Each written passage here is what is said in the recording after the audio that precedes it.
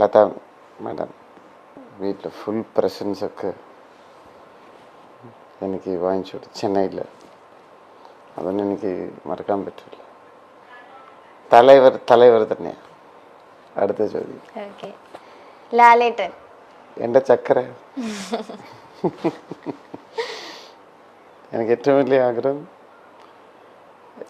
വിജയ് സാറുടെ പടം ചിലപ്പോൾ ഞാൻ സൈൻ ചെയ്യുവാണെങ്കിൽ അതിൽ ലാലേട്ടൻ എനിക്ക് വേണ്ടി ഒരു കഥാപാത്രം ചെയ്തു തരണം.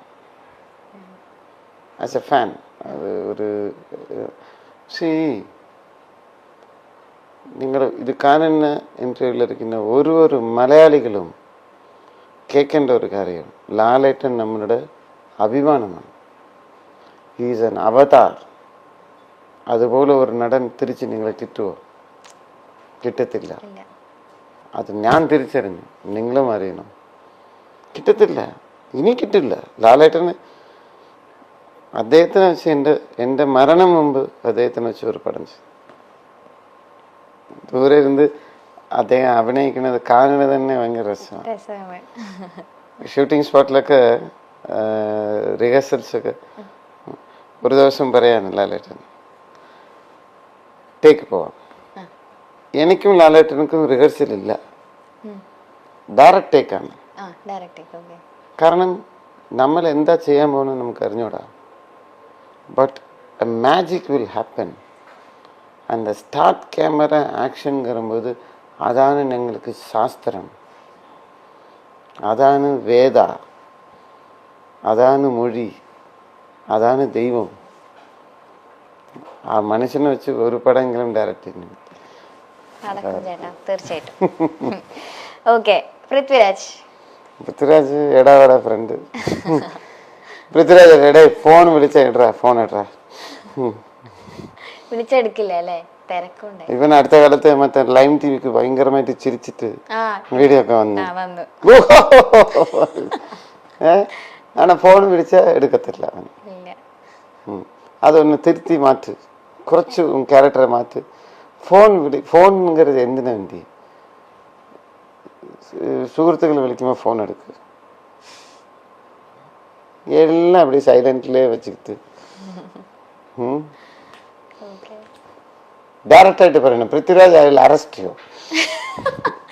ചേട്ടാ വേഗം ഫോൺ എടുത്തോ, ഇല്ലെങ്കിൽ അറസ്റ്റ് ചെയ്യും. ഓക്കെ, നയൻതാര.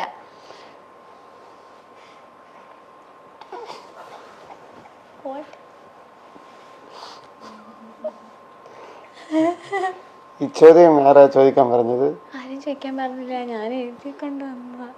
വേണ്ടേ? ഇല്ല, ചോദിച്ചോ? ആക്ച്വലി ചെന്നൈയില് എന്താ ചേട്ടാ ചിരിക്കണ? ചെന്നൈയില് എൻ്റെ വെരി ലക്ഷറിയസ് എൻ്റെതും നയൻതാര ഫ്ലാറ്റും അപ്പുറത്തിപ്പുറത്താണ്. അപ്പോ ഡസ്റ്റ് ഇരിക്കുമ്പോ രാവിലെ എഴുന്നിരിക്കുമ്പോ എന്താര നയൻതാര താര നീങ്ക വാ താര അങ്ങനെ പാടും രാവിലെ. അയ്യോ സോറി, അതെനിക്ക് പറയാൻ പറ്റില്ല.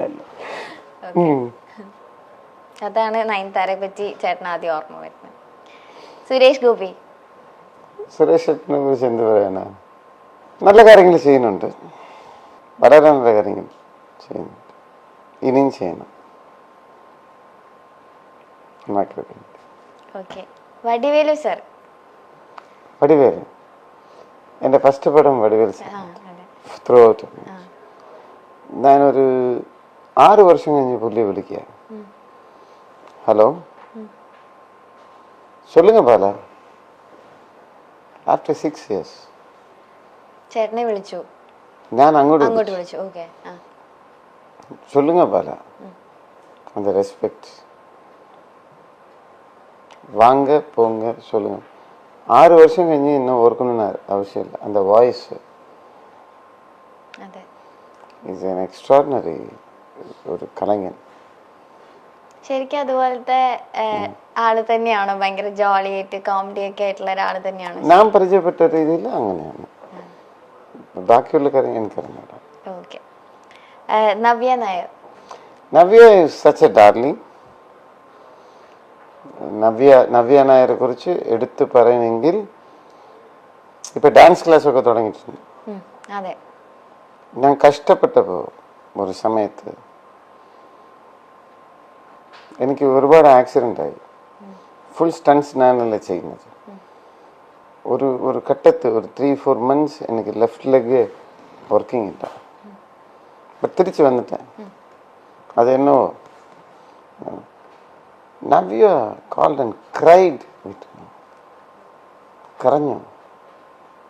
As a friend. She is a very good friend of mine.